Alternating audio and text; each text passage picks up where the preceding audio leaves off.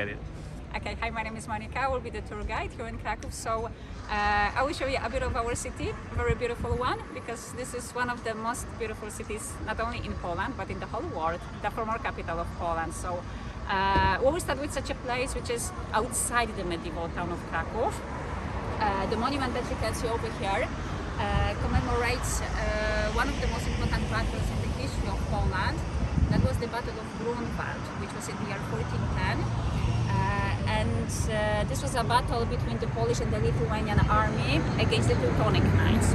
One of the most important victories in the Polish history, but also one of the biggest defeats in the history of Germany. So the monument that we have here was placed here 500 years later after this victory, 1910. But later, when the Second World War started, and when Kraków was conquered by the Germans, this monument was destroyed by them, as it reminded them simply of one of their biggest defeats in their history. So this monument that we have right now, this is in reality a reconstruction which was made after the Second World War. But the monument is situated in the middle of the square, which in the past was the main square of a completely different town. Nowadays this area, this is a district of Kraków, but already from the medieval times until the beginning of the 19th century, this was also an independent town, very often known here among the citizens as the Florence, which doesn't have anything to do with Florence in Italy, but simply Saint Florian was the patron saint of this town. Over there we have also in the background a church, the White Church, which is right now a Baroque church. In the past that was a Romanesque building dedicated to Saint Florian. So the first church was built there already in the 12th century. And simply around this church, such a small settlement started to develop. So finally the whole town with the time was named after this saint. So we have Florence in Kraków, nowadays a district of Kraków. Let's go a bit further where we see right now the fragments of the medieval fortifications.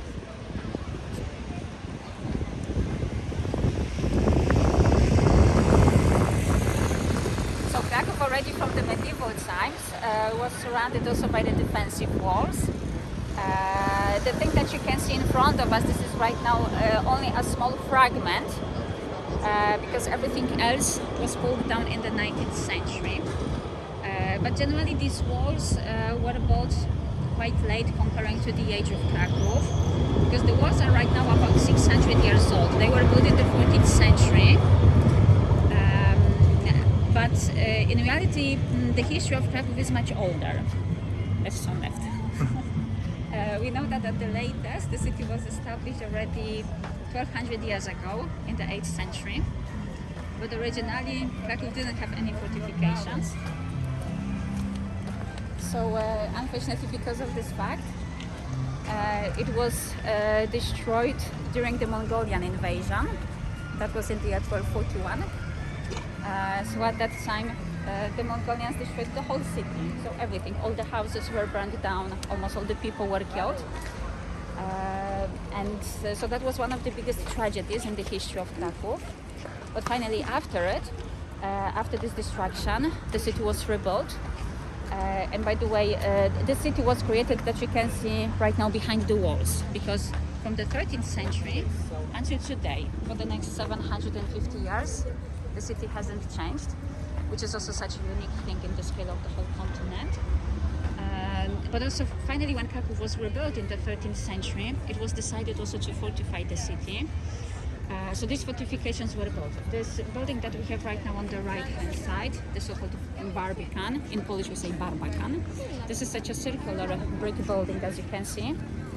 Originally it was connected directly by such a special corridor with the gate that is in front of us. And the main function of that building was to defend the main gate, because generally the gates were usually the weakest points in such fortifications. So this is one of few buildings of this kind that remained in the whole continent. The one that we have here in Kraków is the best preserved. And as I said, it protected the main gate, which is exactly in front of us. That was one of 7 city gates leading to the city. It is dedicated to Saint Florian.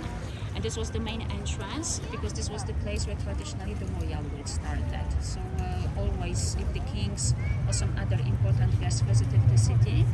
Then always here in front of this entrance, they were welcomed by the authorities. And after this greeting, they were going through the whole town to the castle, which is from the opposite side of the city. So simply to remind about this old tradition, this small fragment of these walls was left intact. Everything else was pulled down in the 19th century, 200 years ago, because simply there was a need to expand the city. The old medieval walls were completely useless, so I said everything was pulled down. But then later on the area of these destroyed walls, the authorities decided to make a park. So this is also this green area that is around us, which is also such a unique park in the whole Europe, because it has a form of a narrow but long green belt going around the whole medieval town. We can come closer to the city map so you can see it also a bit better. Because this whole area that you can see here on this map shows the medieval Kraków.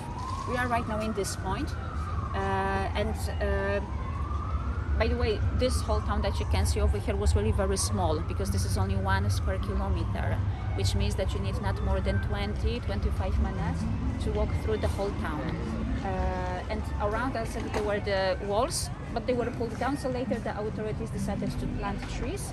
And right now we have the park. We have the park that goes around the whole medieval town, which has a form of a narrow but long green belt going around the whole medieval town. This is one park which is 4 kilometers long, and you can make such a walk. You start in this place where we are right now, and if you go that way, straight ahead, then you can surround the whole city without the need of crossing it, being all the time in the same park, and you will finish the walk in the same place where you started, but coming back here simply from the other side. So simply the park shows where the border of the medieval Kraków was. So generally, if you cross this park, it means that you either leaving the city or you are entering the medieval Kraków. So such a characteristic border of the medieval Kraków. So we will cross right now the gate and we will enter this medieval city.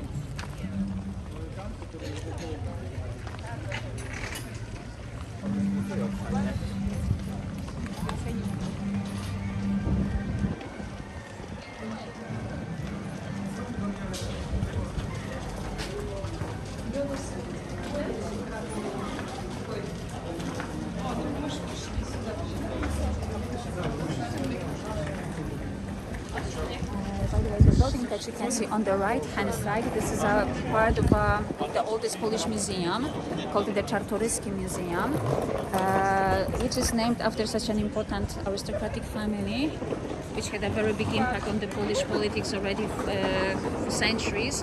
But they established the first Polish museum in the year 1800, and this was during such very difficult moments for Poland. We call it the partitions of Poland. That was in the year 1795, when Poland, after such a big crisis, disappeared from Europe, because it was conquered by our 3 neighbors. This was Germany, Russia and Austria. So they made simply a deal, and 1795 they entered Poland from 3 different sides. The country was conquered very fast because it was very weak.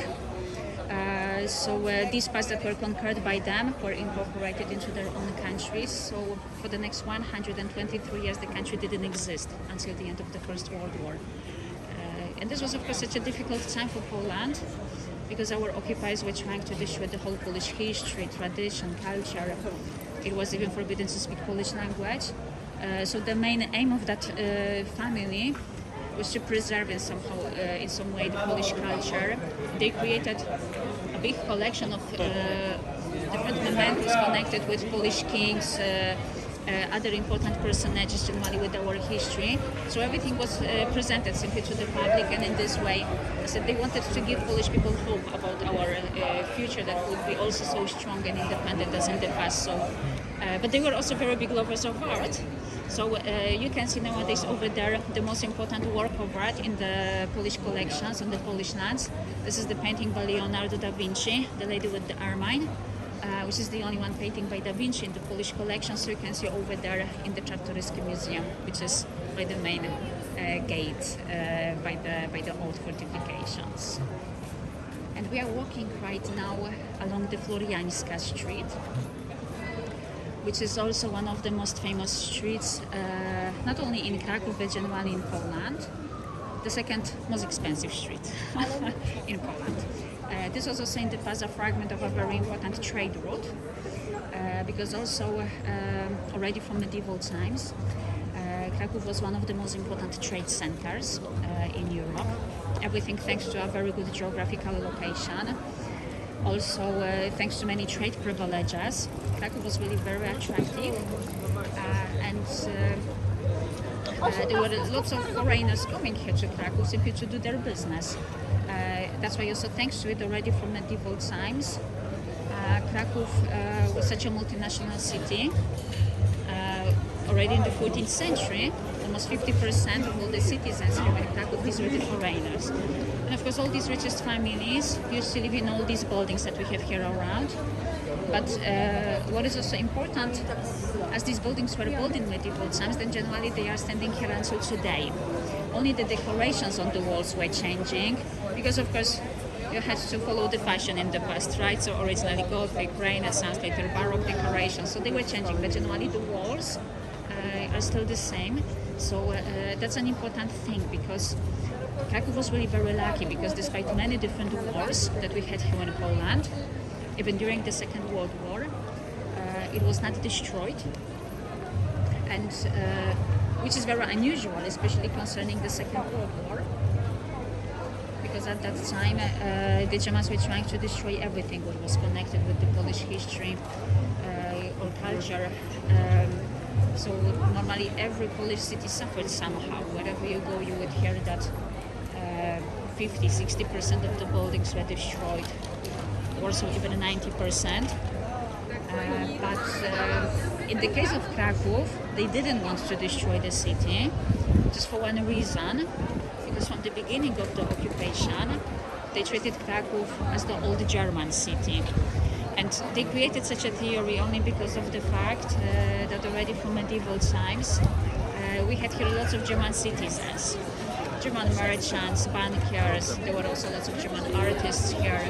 But that was a big group, almost 30% of the population. So because of this fact, during the war, they were claiming that Kraków originally must have been German. If there were so many German citizens here, they were saying that everything which you can see here was built by those Germans, so they treated everything as their own heritage. And they were saying that only with the time, the city was finally taken over by the Poles. So during the war, they wanted to revive in Kraków this old German history. That was of course not true, but the only one positive thing about it is that they were simply taking care of Kraków. They wanted to make it more beautiful. Old streets, old buildings, everything was renovated in the city to show the beauty of this old German Kraków. So thanks to it, we have still this original medieval town, as it was designed already in the 13th century, with a huge square, all the streets, so everything remained until today. And this is, as I said, such a unique thing in the scale of the whole Europe. So this is also the reason why Kraków was finally declared a UNESCO World Heritage Site. And it was done already at the very beginning, when the first UNESCO list was created. That was in the year 1978. So the first list consisted only of 12 most valuable places in the whole world. And among these 12 places from the whole world, 2 of them were from Poland. So the first one, that was Kraków, and the second one, the famous salt mine, which we have just outside Kraków nowadays. One of the most famous, one of the most beautiful attractions. In the past, already from the 13th century, the most important enterprise in Poland, which was also one of the bigger ones in the whole Europe. So that's also one of the must-sees here in Poland if you are coming to Poland, to Kraków. Yeah. Okay, so we are entering right now the main square, which is unique in its size. This is the biggest medieval square in the whole Europe, created over 750 years ago. This area that you can see right now, this is in reality only half of the square, and the second, so big half, is situated behind the long building. Hello. That is standing in the middle of the square. So in a moment we will go there. So generally this square is really huge. Each side, this is 200 meters. As I mentioned, this square was created 750 years ago after the Mongolian invasion. At that time, the Polish prince decided to rebuild the city, and he wanted to make from Kraków an important trade center, so he had to adapt the city for this new function. That's why such a huge space was made for all the merchants who were coming here from the whole Europe. Another important thing is that all the streets where we're walking, for example, just before, because they are very wide as for the medieval times, which is very unusual, because normally in medieval times all the streets were very narrow. In Kraków we don't have anything like that, because everything was adapted for big traffic, because constantly horses with the carts were going in, going out from the square, so simply not to make any traffic jam. Kraków was also granted lots of trade privileges, so very fast it became one of the most important trade centers in Europe. And the square that you can see here, this was of course the main trade center. I mean, this was the place full of different shops, because in the past, according to the medieval regulations, it was forbidden to open shops in all the market buildings on the streets. If you wanted to do the shopping, you had to come here to the square. So normally it wasn't so empty as you can see right now. We had here almost 350 different shops. So that was in reality one big shopping mall.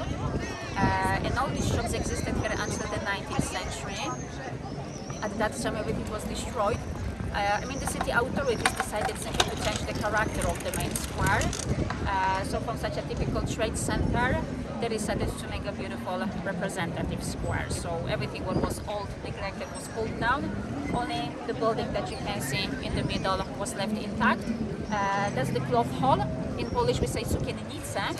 So this was the main shopping mall, the place where different fabrics were sold.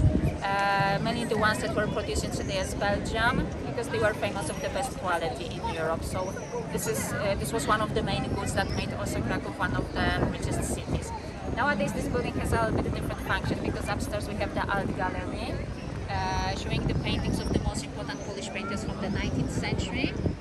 And downstairs inside you can see, and you can find lots of shops where you can buy souvenirs. So this building, this is one of the most important symbols of the city, the same as the church that you can see behind your backs, the St. Mary's Church.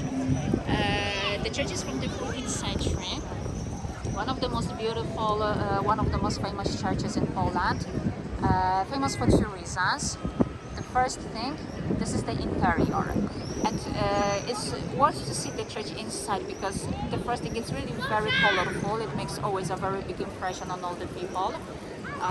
Besides, we have there inside one of the most important Gothic works of art, which was made by one of the German sculptors, Miasto, in the 15th century. So that's one of the most important examples of the Gothic art in the world. But the next very important thing that made this church also famous in the whole country, that's such a very famous melody played on the trumpet from the higher tower of the church. So normally every hour on the hour, so 24 times a day, you can hear a trumpeter playing live. That's important, that's a real person. The melody is called Hey Now. It has a very old tradition. It was played already in medieval times. But in the past, this was simply a warning for people in Kraków that something dangerous was going on in the city, like for example a fire or the enemies who were trying to invade the city. So that at the top of the higher tower, there was always a guard standing 24 hours a day. His task was to control the whole area, and simply in the case of a danger, he had to play. Nowadays this is only a tradition, but as I said, every hour you can hear it. The melody is generally very short. It takes only like a few minutes, but it is always repeated 4 times, like in 4 different directions of the world: north, south, east and west. Always when you listen to it, the melody is always finished with such a sudden break. The legend says that it is connected with the Mongolian invasions, because in the 13th century, as I've mentioned, the Mongolians were coming here very often, and one day, that was early in the morning, all the people were still asleep, and only the guard at the top of the tower noticed that the Mongolians were coming closer.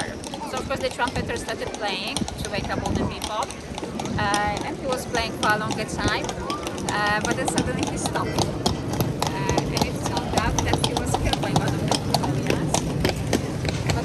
says that he managed to wake up all the people, so they defended the city. Kraków was saved.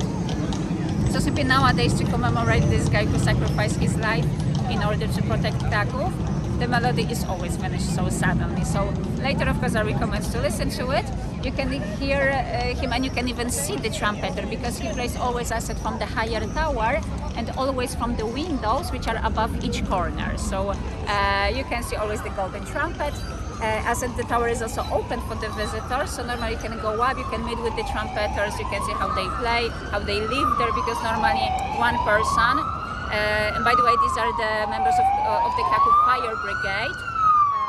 Normally one person, an emergency, one person stays there at the top for 12 hours, and after 12 hours the next one comes. So that's a very important thing in Kraków. So always if you come to Kraków, you have to listen to the trumpeter.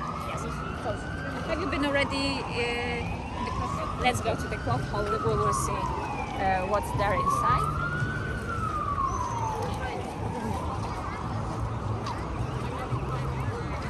And by the way, if you want to see also how the medieval Kraków looked like, you can go to a very interesting underground museum, which is below our feet, because the museum, the underground museum, that's how it is called, was created 12 years ago in the year 2010. Everything thanks to the archaeological excavations that were carried out here on the square for 5 years, from the year 2005 until 2010. So at that time, this whole part of the square where we are right now was simply excavated. The specialists made a big hole, 5 meters deep, but thanks to it, they found lots of interesting things that were used by people in their everyday life. Things from medieval times, also fragments of medieval streets, buildings, water pipes. Even, for example, these houses that were destroyed by the Mongolians, 1241, you can see everything on the original level, 5 meters lower. So that's a very interesting, very interactive exhibition, and I recommend also to visit the Underground Museum. Over there we have also a monument commemorating one important Polish poet, Adam Mickiewicz, who was very often known as the spiritual leader of Poland.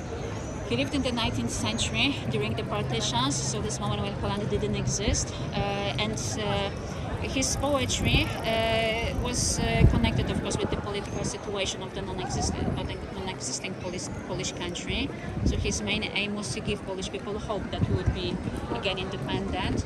As one of the most important personages, he was buried in the Royal Church next to the Polish kings on the Wawel Hill. So that's a very important person for us. Okay. Let's go to see what we can see. Having the best time.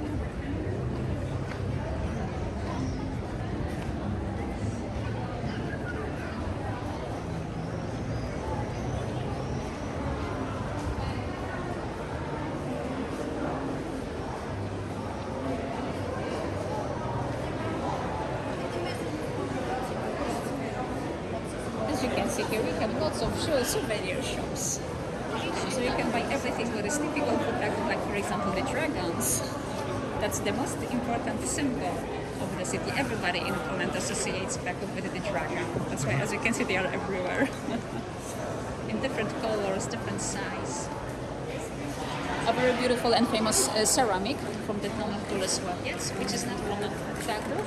That's a different Polish region, but that's one of the most famous things, one of the best ceramics that are occurring in Central Europe, so it's also good to buy it as a kind of a souvenir. You will see also from Sanchez and Amber, for example, which was brought here from the Baltic Sea. Over there you can see already a little bit already. For centuries was on the Amber Road, which led from the Baltic Sea to the Southern Europe. So you can find quite many shops also with the amber jewelry.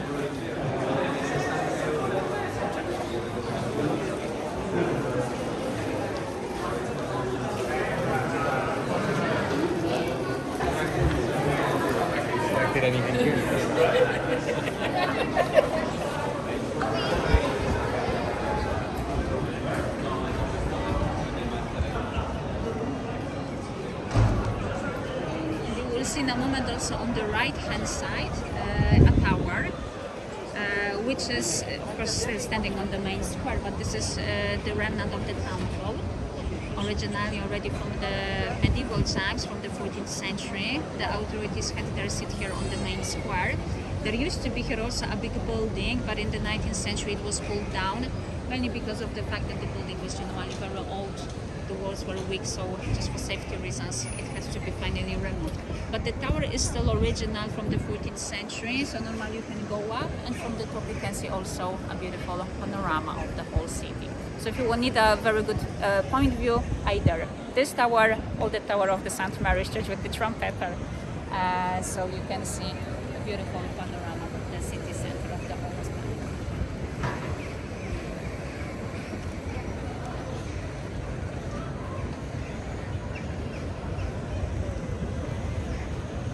And we have all around, as you can see, old houses.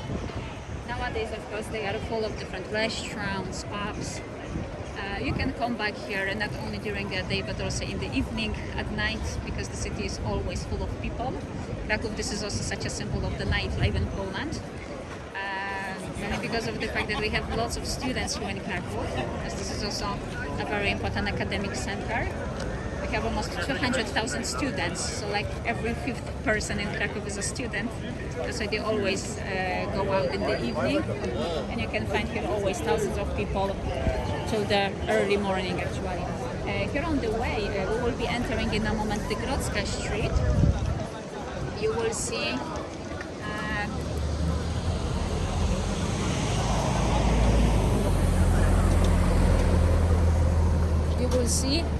according to the tradition, the oldest and also the best Polish restaurant, which is called Wierzynek. You can see it over there. The tradition says that the history of this restaurant goes back to the medieval times, the 14th century, the year 1364. So in a moment above the entrance, you will see also the date. 1364. This is such an important date in the history of Kraków. This was the time of the rules of the King Kazimierz the Great. So at that time, by the way, he established the first Polish university, one of the oldest ones in Europe. That's the restaurant over here.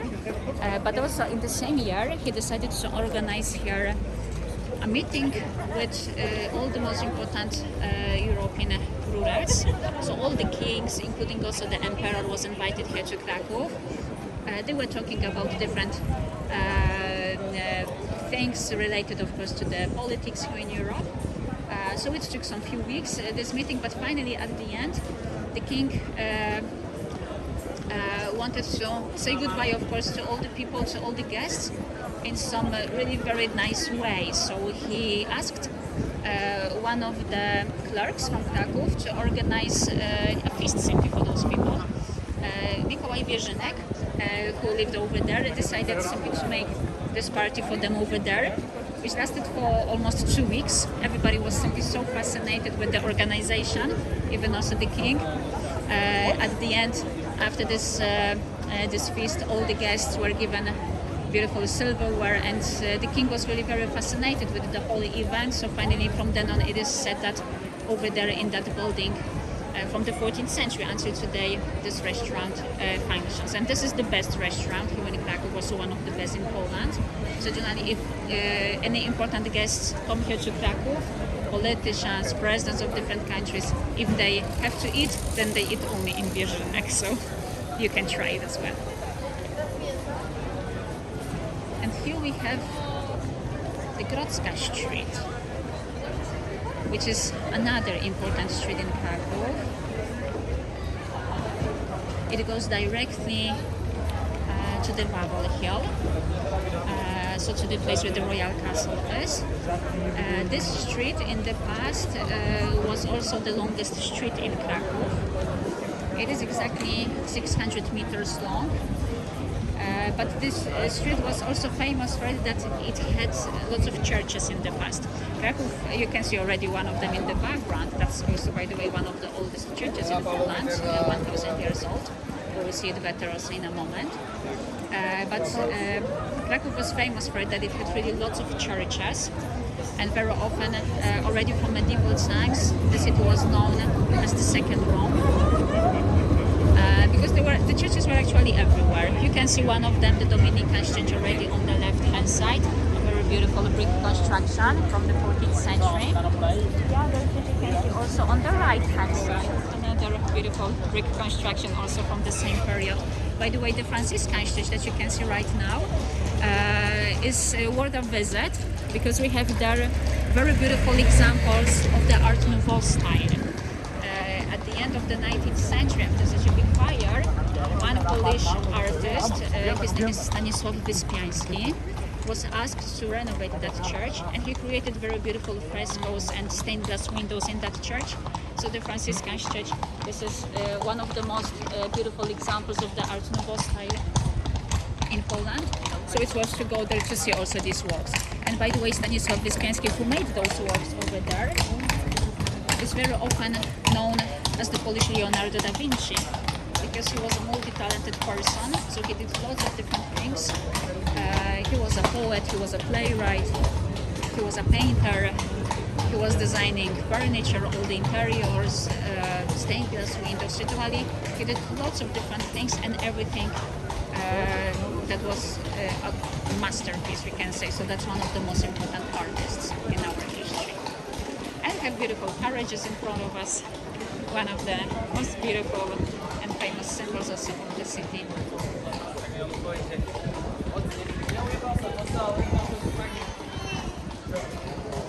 So as I've mentioned, we have lots of churches in Kraków in the past. It's like that until today, because nowadays in the whole city we have about 130 of them. These most beautiful ones are and the oldest ones are of course here in the city center. One of them, as you can see already in front of us. So we will see it in a moment better.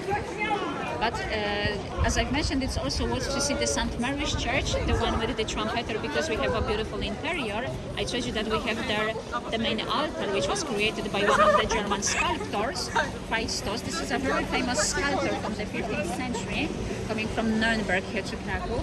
And the house that you can see right now on the right-hand side with the balcony, this is a place where Faistos spent 19 years of his life.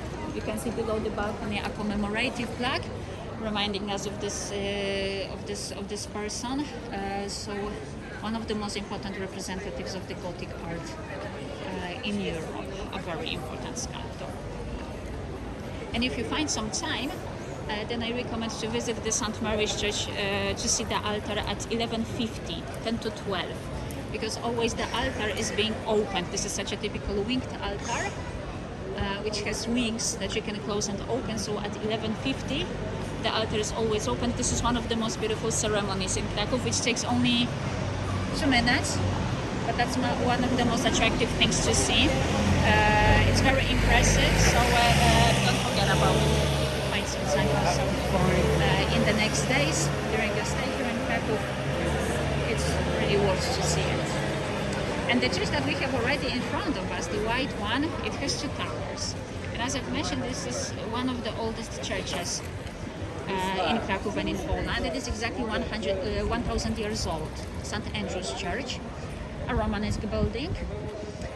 But this church in the past was also functioning as a kind of a fortress, because generally in the early medieval times such stone buildings were very rare. Buildings were made usually of wood. Only the most important buildings like churches or royal palaces were made of stone, but additionally they were changed into a kind of a fortress where people simply could hide in the case of some invasions. So this church was built exactly like that. It has really very thick walls, over 2 meters thick. Big towers were used simply as defensive towers. In the lower part of the church you can see such narrow but long openings, which were used by the shooters. And this church was used like that in the 13th century. That's again connected with the Mongolian invasions. As in the year 1241 the city was invaded by them, as it was completely destroyed, almost all the people were killed. but the documents say that only those people who managed to hide in this church survived, because this was the only one building which was not conquered by the Mongolians at that time. So 1,000 years old, and the other church that you can see on the left side, St. Peter and Paul Church, is 600 years younger, from the 17th century, built in the Baroque style. This is in reality a copy of a different church which is situated in Rome, Il Gesù, which was very often copied in the whole Europe.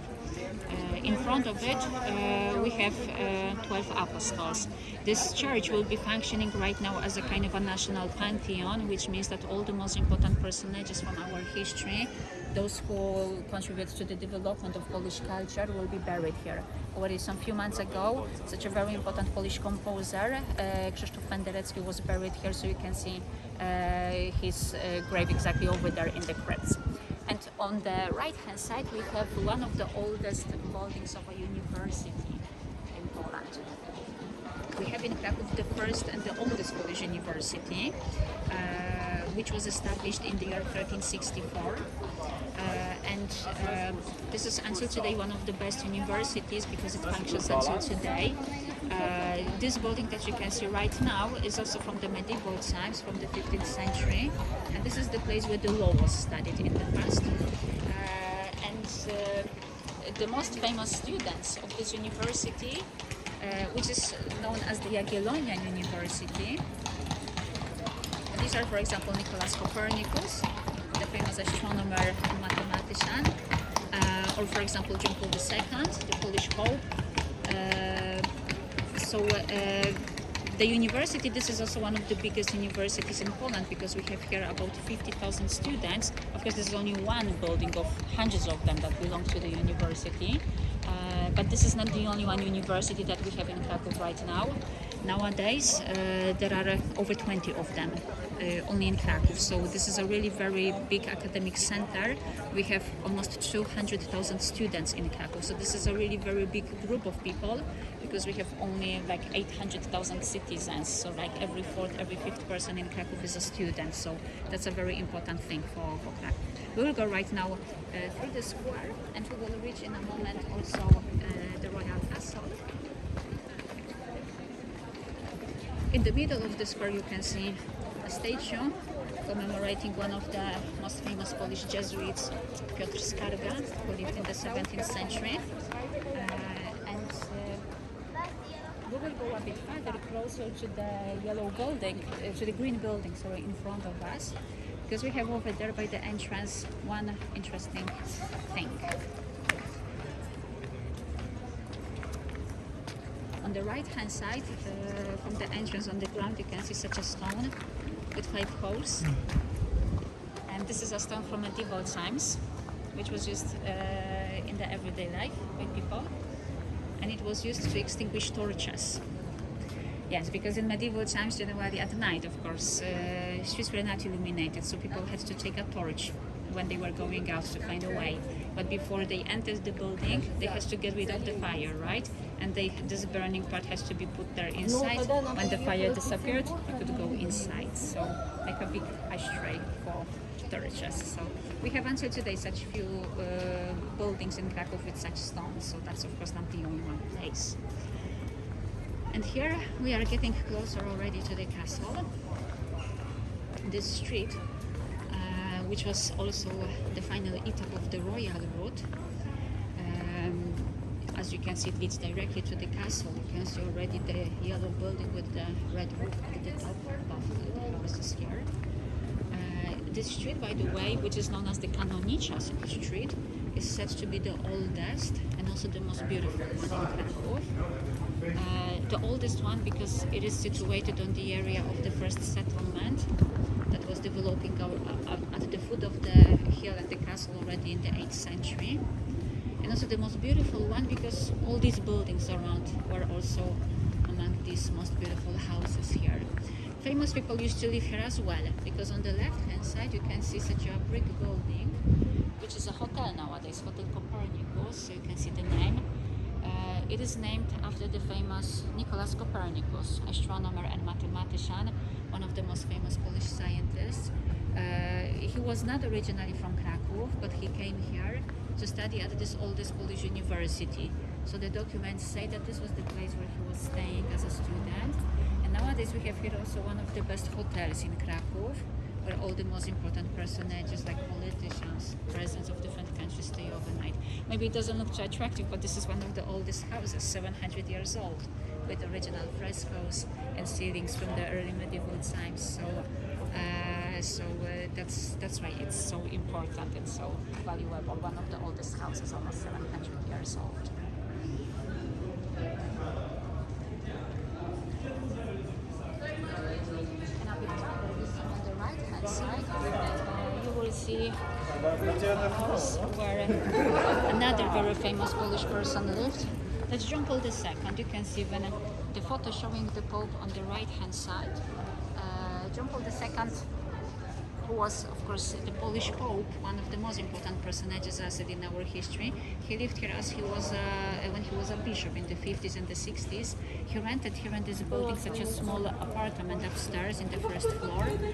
But also what's interesting, the equipment of this room remained there until today. So everything what he used there, even writing machine, table, bike, even skis, you can see there until today. So that's one of such more popular places also connected with the Pope. Very important for us, not only because of the fact that he was the first Polish Pope, but also he was one of these most important personages that contributed to the political changes in Poland.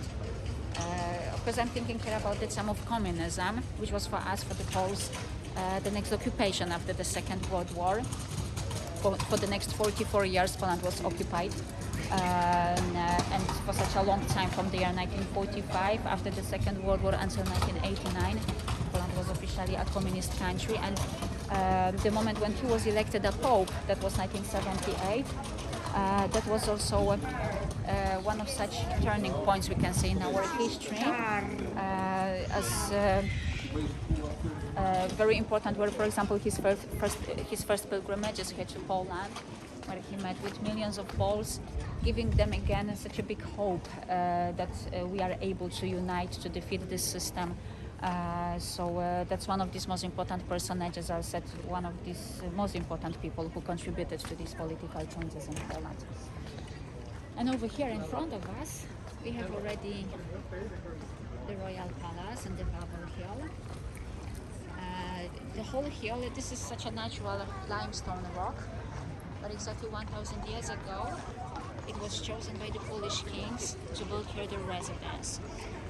So the yellow building that you can see in front of us, that's exactly the Royal Palace, which is, by the way, also one of the most beautiful residences in the whole Europe, built in the Renaissance style. And a bit further, the brick building, that's the Royal Church. This whole area, this was the place where the kings resided for almost the next 600 years, from the 11th century until the beginning of the 17th century. Only then, in the 17th century, the capital was moved to Warsaw. The palace that you can see right now, this is already the third building on this place, built in the 16th century, but it was built also by the best Italian architects. So if you go there inside, you will see a very beautiful inner courtyard, such a typical courtyard for the Italian Renaissance. So it's worth to see, of course, this courtyard and the castle itself inside, because this is generally nowadays a museum, which shows also how the kings used to live in the past. The most beautiful thing to see inside in this castle, this is the collection of the tapestries, which were made in Brussels in the 16th century. This is one of the most important collections in the whole world, so it's worth to see this collection. And the church that you can see a bit further, this is the Royal Church, which is said also to be the most important church in Poland, as it's connected with the whole history of the Polish country. The building that we have right now, that's the 14th century, and from the beginning it was used by the Polish kings as the coronation and the burial place. And this tradition was continued here for the next almost 400 years, from the 14th century until the end of the 18th century, when the partitions of Poland started. So nowadays, generally, this church, this is simply one big royal cemetery with dozens of graves of the kings also national heroes, because those who in the past were fighting for our independence were buried here as well. Like for example Tadeusz Kościuszko, so you can see a statue in front of us of a man sitting on a horse, Tadeusz Kościuszko. An interesting person because he is famous in 3 countries, which are in 3 different continents. That's of course Poland in Europe. He was one of the first freedom fighters, so he started one of the first uprisings for our history at the end of the 18th century. He was also buried, of course, in this royal church next to the Polish kings. But he is also famous in the USA because he was fighting in the American Revolutionary War. He went there in the 70s of the 18th century after a very unhappy love in Poland, broken heart, so he wanted to leave the country.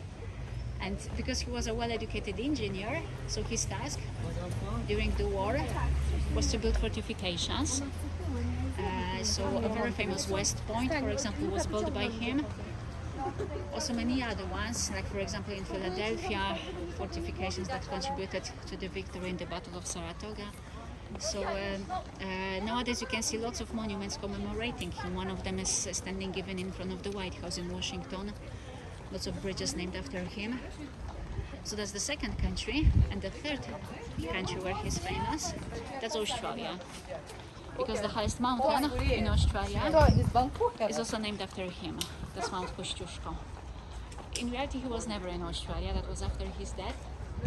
That one Polish explorer was the first one who reached simply the top of that mountain. And only because of the fact that it was similar to the shape, similar in a shape to such a famous hill that we have in Kraków that is also dedicated to him.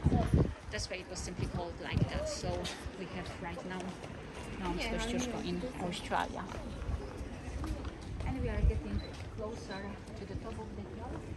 There are some few places where you can see also the panorama of the city. We crossed already one of the gates leading to the top of the hill. And in a moment you will see also better the church and the castle. The whole hill is generally quite big, you will see it also in a moment. So we have here not only these 2 main buildings that I've described already that we saw from outside, but there are also lots of other buildings. This was the place where in the past lots of priests used to live, those who were taking care of the royal church.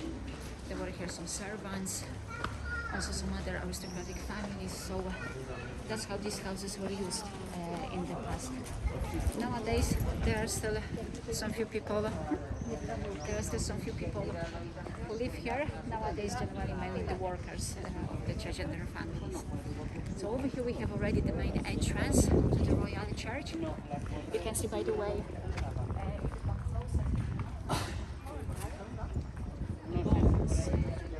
over there by the black entrance in the left upper corner, you can see the bones of the dragon. According to the tradition, these bones were found hundreds of years ago by the entrance to the cave where our dragon used to live.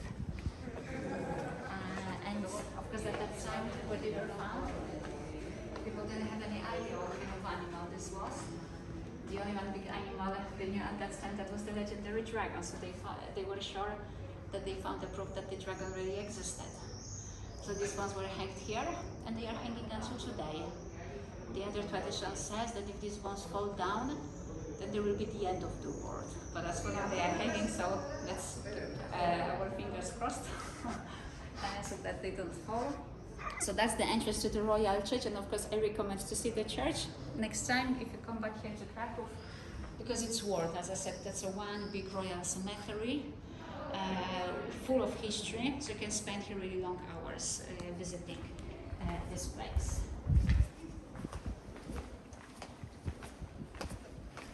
And in front of us there is also the statue of John Paul II, who spent here in Kraków 40 years of his life. He was not originally from Kraków. He was born and raised in a different town, Wadowice, which is only about 50 kilometers away from Kraków. He came here in the year 1938 to study at the university that we saw already on the way. And from then on, he lived here for the next exactly 40 years as a student, bishop, archbishop. This church, the royal church, this is also the cathedral, so a church which is used normally by archbishops. So this is the place where he was working as an archbishop before finally he was nominated to a pope. That's why he is also connected with this royal church which is in front of us. Let's go a bit further. You will see also the whole hill, the church. You will see it in a moment just around the corner on the left hand side. Nowadays the church, this is such a mixture of different architectural styles because we have here something from Gothic, Renaissance, Baroque. Generally every king or a bishop wanted to leave simply some message that this person was present here. So constantly the church was rebuilt, something new was added, and here you can see already on the left hand side very well that we have here chapels, parts of the church which are from different epochs. The most beautiful part of the church, that's the chapel with the golden dome, the Sigismund Chapel, and it is named after the founder, that was the King Sigismund the Old, one of the most important kings in our history. Also during his rules, Poland experienced a golden age, because in the 16th century this was one of the most powerful countries in the whole Europe. We were at that summer union with Lithuania, so in the 16th century these two countries simply joined together and they created one huge country which was known at that time as the Polish-Lithuanian Commonwealth. So one of the biggest countries in terms of the area, with the borders from the Black Sea up to the Baltic Sea, and countries like nowadays in the east, Lithuania, Belarus, Ukraine, also big parts of Russia. Everything at that time belonged to this huge Polish-Lithuanian Commonwealth. So this was one of the biggest political, economic powers in the whole continent, also one of the richest countries. That's why as a symbol of this big wealth, as you can see, the dome was decorated with the gold. And by the way, the chapel inside, this is also one of the most beautiful examples of the Renaissance art in Europe, built by the best Italian architects. So that's why it's also worth to see the church inside. And we will see right now also another very beautiful example of the Renaissance, and that will be the courtyard of the royal palace. So as you can see, if you have a big imagination, you will see also on the yellow building in front of us this green part looking as a dragon. So the dragons are everywhere. So you can see such motifs, as I said, almost in each corner, hidden. Yeah, so that's our palace. You will see, as I said in a moment, a huge and beautiful courtyard. This pink part of the castle and the gate leading to the courtyard is known as the Berecci Gate, named after the Italian architect Bartolomeo Berecci, who was one of the ones who constructed this palace. The palace was founded by the King Sigismund the Old, so that's the same king who made the chapel with the golden roof. And he married the Italian princess, Florianska. She was from Milano, so she came here to Kraków. She was crowned in the royal church, a Queen of Poland. And together with the king, of course, they lived here in this beautiful palace. But both of them were very big lovers of art, and they invited here to Kraków lots of Italian artists. That's why with the time also this city became one of the most important examples of and centers of the Renaissance art in the Central Europe. So here you can see the beautiful inner courtyard of the castle. It took almost 40 years to build this palace, from the year 1504 until 1540. But nowadays we have one of these most beautiful examples of the Renaissance art in Europe.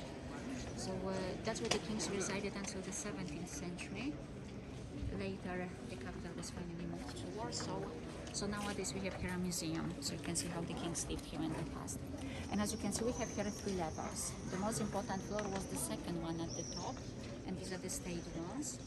So that's the place where the kings officially met with the guests, where the most important court and the state celebrations were taking place. That's why it is almost 2 times higher as the first floor in the middle. The first floor in the middle, these were private rooms where the king lived with his family, and downstairs was the place where the most important state institutions, like the treasury, where the crown jewels and of course other valuables were kept. So that's how the castle was divided. Nowadays, of course, all these rooms are open for the visitors, so you can see everything. You can see how the kings lived here. And as I've mentioned, this most important thing, that's the collection of the tapestries that you can see mainly in the second floor. These are really such big carpets decorating the walls. Some of them are 5 meters high, 8 meters wide. They present different biblical scenes, exotic animals, landscapes. Everything is decorated with gold, with silver threads. So that's, as I said, one of these most important collections in the whole world to see. So the castle is, of course, worth a visit.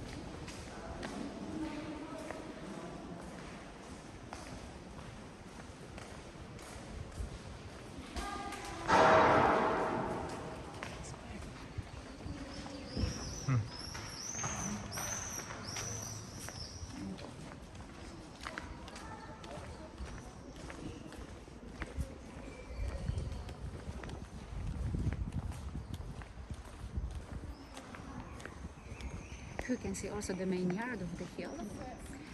The brick building that we have in the background, it was actually built by the Austrians in the 19th century during the occupation, because the Austrians who conquered Kraków took over the hill, of course, as well. The castle was changed at that time into army barracks. There were lots of different buildings that we had here on this empty square, but they were pulled down by then because the soldiers were using this area simply to exercise. You can see on the lawn only some foundations of these buildings. They built also the brick one, and it was just simply as the hospital for the soldiers. So only in the 20th century, when finally Poland became independent, the whole hill was renovated. So of course nowadays you can visit all these places. This brick building that is in front of us is used nowadays as a ticket office. There's a restaurant, different offices. So if you need to buy the entrance to the castle, you need to go to this building.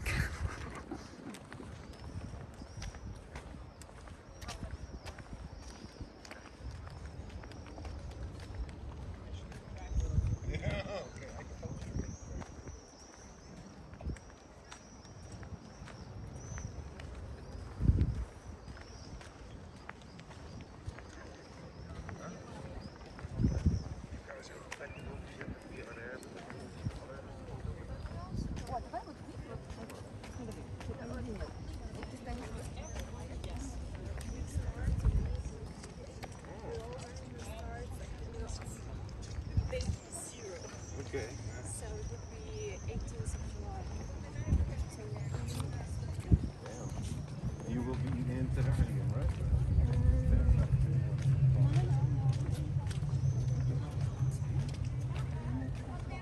So we saw everything what we are supposed to see. Yeah, so we've seen already everything what we are supposed to see. So I hope that you liked really our old town, the most beautiful one in the whole world. So I of course invite you here to Kraków to see everything with your own real eyes. So that's the really marvelous place. So thank you very much for your attention, and bye.